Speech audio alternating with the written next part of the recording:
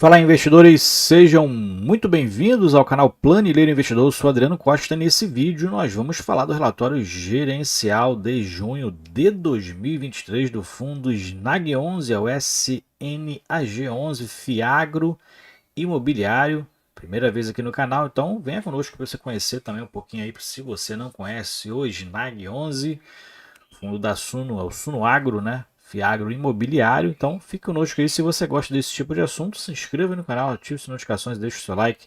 É muito importante aqui pra gente, tá? E também vou deixar esse relatório na descrição do vídeo e também o link do nosso grupo do Telegram, tá bom? Vamos lá então, SNAG 11, relatório gerencial de junho. Aqui já na capa tem alguns números de encerramento. O fundo que anunciou seu relatório aí no final de junho, tá? Bem no finalzinho de julho, na verdade, referente a junho, então o relatório está atualizado, né? Bom, fundo que tem aqui teve uma distribuição lá paga em julho de R$ 1,20 por cota, dividend yield de 15,28% analisado, tá? Anualizado e taxa e a cota de fechamento de mercado praticamente igual à cota patrimonial R$ 100,70. E atualmente o fundo tem mais de 42.500 cotistas e eu ainda não sou cotista do Snag 11. E se você é, então, se inscreva aí, tá? E compartilhe com a gente se você é cotista, se você for cotista do Snag 11, qual o percentual da sua carteira. Bom, outros números aqui, né? Então, o fundo atualmente está com um lucro acumulado não distribuído de 28 centavos por cota. Dividend yield médio da carteira é 16,42%. Taxa de administração do fundo atualmente de 0,91%, né, que inclui taxa de gestão, né? E não tem taxa de performance. Ele que fez um ano de mercado agora no mês passado, no mês de julho, e o patrimônio e o valor de mercado, como a gente falou lá em cima, praticamente iguais, né? 302 milhões de reais. Mais para baixo a gente vai verificar a visão geral né, dentro de uma visão aí de mercado, né, em relação aos FIIs. Então, vou deixar o relatório na descrição do vídeo, você baixar uma visão aqui do fundo em relação a alguns problemas que tiverem algumas das principais empresas aí do setor, né, que teve aí um reflexo no preço de alguns fiagros, tá bom?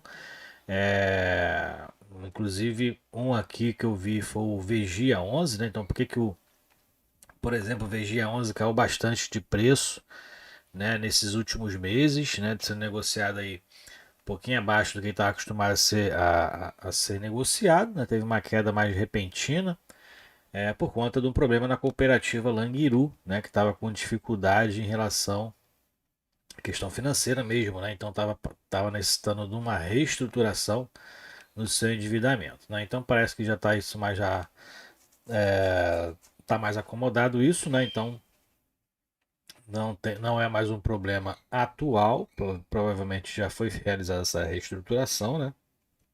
Então, diz aqui que até esse nó aos poucos está sendo desatado. O outro foi em relação aos problemas da Agro Galaxy, que eu não sei qual o Fiagro que tem né, essa empresa ali como devedora, né? Então, mas também é uma empresa do setor de insumos agrícolas e serviços de produção rural, né? E também a gente viu a queda de alguns CRAs aí, provavelmente está vinculado também a esse problema na Agro Galaxy, né? Não tem tantas empresas assim do setor agro, né, em relação a esses créditos em relação com CRAs, né, com CRAs. Então, alguns fatos, né, o Snag até trouxe aqui, em relação também ao risco, né? Então, uma lida aqui para você entender um pouquinho do mercado, né? Em relação aos riscos que também tem os fiagros, né, que tá muito vinculado aí às commodities, né, principalmente soja, milho e algodão, né, o preço dos insumos também, né, então tem alguns fatores, né, que faz aí que também os fiagros tenham um certo risco, inclusive de crédito, né, em relação a essas empresas, né, tem aí uma guerra ainda em andamento, né, que afetou, por exemplo, o preço dos fertilizantes, né, que são os insumos agrícolas. Então é importante te entender né, quais são os itens de econômicos, né? As características econômicas que podem afetar principalmente aí os CRAs, né, e as empresas do setor agrícola, tá? Então ele fala aqui que o Snag inclusive busca uma diversificação na carteira, né? A concentração está abaixo de 2,5%. A gente vai ver uma concentração na boa safra semente, mas ali é pulverizado em diversos produtores rurais, né? Então, em diversas empresas de semente, de soja principalmente, né? Tá concentrado o CRA dentro da boa safra, mas tem diversas empresas ali aglutinadas dentro desse crédito, tá? Então ele faz essa mostra um pouquinho mais para baixo. E a gente vai ver um pouquinho mais para baixo aqui também o resultado do fundo, né?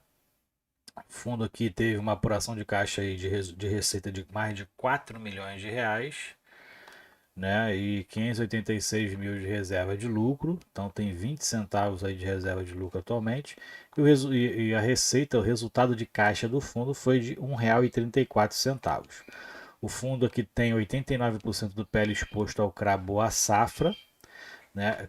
Tem dezenas, que a gente falou aqui, dezenas de CPRs diferentes, né? Que é o cadastro de produtores rurais, né? Então tem essa pulverização, apesar de estar concentrado o CRA dentro da empresa Boa Safra, né? E os rendimentos eles têm aí eles têm como base, né, o dia 15 de um mês e o dia 15 do outro mês. Então tem aqui um fechamento também diferente do fechamento que o CRA realiza, né?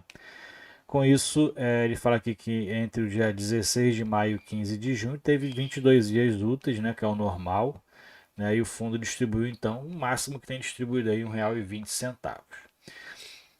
Dentro daquele fala aqui também dessa manutenção do patamar de distribuição, o fundo ainda tem para o próximo mês, né, 28 centavos por cota de reservas, né? De reservas aí de lucros não distribuídos. Aí mais para baixo a gente verifica aqui a anualização em relação à distribuição, né? O fundo segue distribuindo aí numa média de R$ 1,20. Em fevereiro e em abril aqui distribuiu um pouquinho menos. Eu acho que foi por conta, inclusive, dos dias úteis que tiveram nesses 2 meses, né? Que foram menores. Já acho que em fevereiro foi 18 dias úteis e abril foi aproximadamente isso aí também.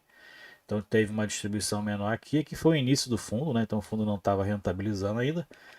E aqui o fundo então está mantendo aí a média de distribuição de R$ 1,20 por cota, um patamar sustentável aí que o fundo fala, né? E aqui a gente tem a DRE, onde o fundo aqui fala sobre né, a receita do fundo, que foi uma maior dos últimos 3 meses, né? E o fundo teve um resultado aqui embaixo, a despesa do fundo ainda é pequena, 262 mil, na verdade, despesa aqui 240, 163, 168, então está dentro dessa faixa aí.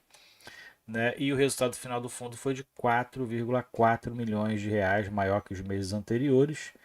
Né? E a distribuição do fundo foi de 3 milhões e 600 mil reais, R$ 1,20 por cota, então distribuindo novamente. E mais para baixo que a gente verifica que o resultado está mais concentrado principalmente nessa área verde aqui mais escura, que é os juros dos CRAs, né, principal aí, então, produto, né, que o fundo investe. E nas alocações são 4 ativos, né, que o fundo tem apenas, mas tem aquela diversificação entre os CPRs dentro da Boa Safra, né, que aumenta o número de devedores, então são 57.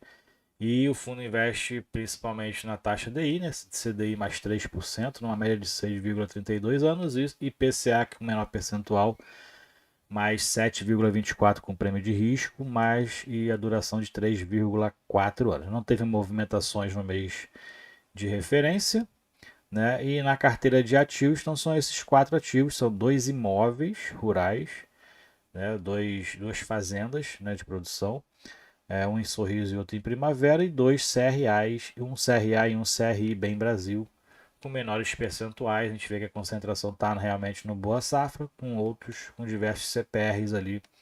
Por conta disso, ele é classificado como um crédito pulverizado. O fundo investe principalmente na soja, como a gente verifica aqui, né? Então, qualquer impacto na soja impacta aqui o fundo indiretamente, né? Mas o país é um dos grandes produtores de soja mundiais, né? Se não for o maior. Então, né? Claro que tem impacto aí porque é uma commodity, né?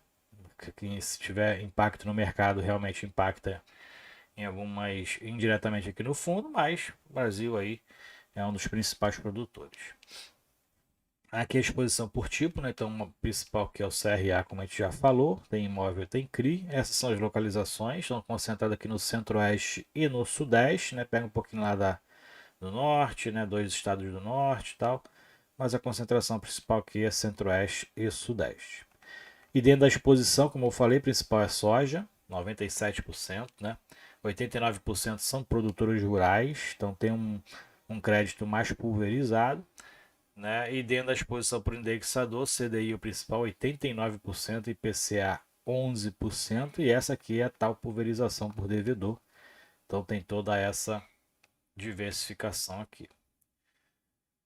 E mais para baixo é o desempenho, né? O fundo então está com patrimônio líquido, fechou com patrimônio líquido praticamente igual ao preço de mercado, né? Então PVP 1 para 1, né? Praticamente aí 1, PVP 1, 302 milhões de reais o valor de mercado e o valor patrimonial. E a cota, né? Cota e liquidez não variou tanto, entre 100 e 102 reais ali praticamente, né? O volume de negociação está em média aqui, como a gente vê, 2 milhões de reais, né? Entre 1 e 2 milhões em média, né? A liquidez no mercado. O valor total de cotistas atual, 42.500 cotistas, manteve então como autoridade nesse quesito que ele fala que é a marca de número de cotistas, né? Número de cotistas e patrimônio que estão, ele segue aumentando, né? Patrimônio estabilizado, mas a quantidade de cotistas segue aumentando. Então aumentou em média 2.000 cotistas nesse mês. E aqui ele fala também sobre a liquidez média, né? Volume negociado está em média aí 1,2 milhões por dia, né? Então pelo tamanho do fundo, tá uma liquidez aí até boa no mercado, né? Uma boa liquidez no mercado, volume de negociação interessante. E aqui é um estudo que ele faz sobre a performance dos NAG os indexadores. Tem aqui o IPCA, o CDI, o IFIX, né? Então o SNAG, né? O IPCA mais 7, né? O IPCA mais o yield IMA B5 e o SNAG está ultrapassando todos esses indicadores, inclusive o CDI, que provavelmente é o mais alto aqui, né? E aqui é os pares, né? Performance do SNAG entre os seus pares. Está aqui também dentro de uma média de performance até interessante, né? Bom, aqui a gente verifica a exposição por segmento, então o fundo está 95% alocado no segmento, né, na cultura de soja, né? Então está um principal 95%, 3% alimento e provavelmente 2% é aquilo que o fundo tem em caixa. Ok? Então isso aqui mais para baixo são as negociações em relação ao mercado, né? Então o que a gente tem lido aí pelos noticiários são safras recordes, né?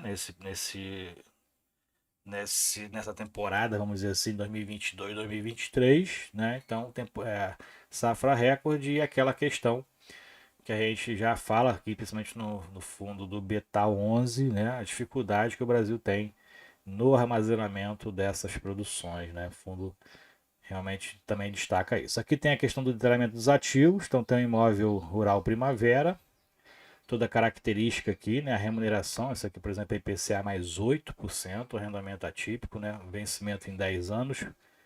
Então tem aqui todas as especificações. Aqui é o devedor Boa Safra, né? Mais para baixo a gente verifica o imóvel rural Sorriso.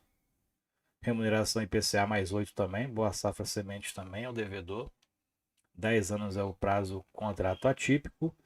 Outro aqui, na verdade, agora é um CRA, né? Boa Safra também, o devedor é o Boa Safra Sementes, CDI mais 3%, né? Vencimento em 20 anos, e outro é o CRI, Bem Brasil, único devedor diferente aqui do fundo, né? O restante é tudo Boa Safra, IPCA mais 5%, 5 anos é o vencimento desse CRI aí. Ele fala aqui que é a operação da rentabilização do caixa, né? E possibilidade de investimentos em terrenos na Bahia e em Minas Gerais. Então é isso, é a atual gerencial aí do SNAG 11, conhecendo o fundo, né? Mais para baixo são outras informações. Se você gostou do vídeo, então deixa o seu like, se inscreva no canal, compartilhe com a gente se você é cotista do SNAG 11. É um fundo que está mais concentrado aí na Boa Safra Semente, mas tem aí uma diversificação interessante em relação aos produtores rurais, né?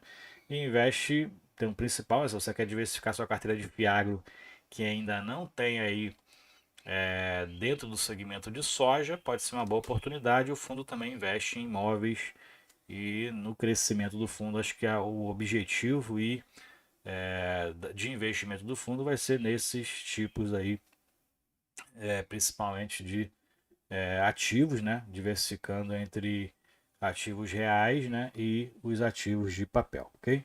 Fique com Deus então, até o próximo vídeo, tchau, tchau.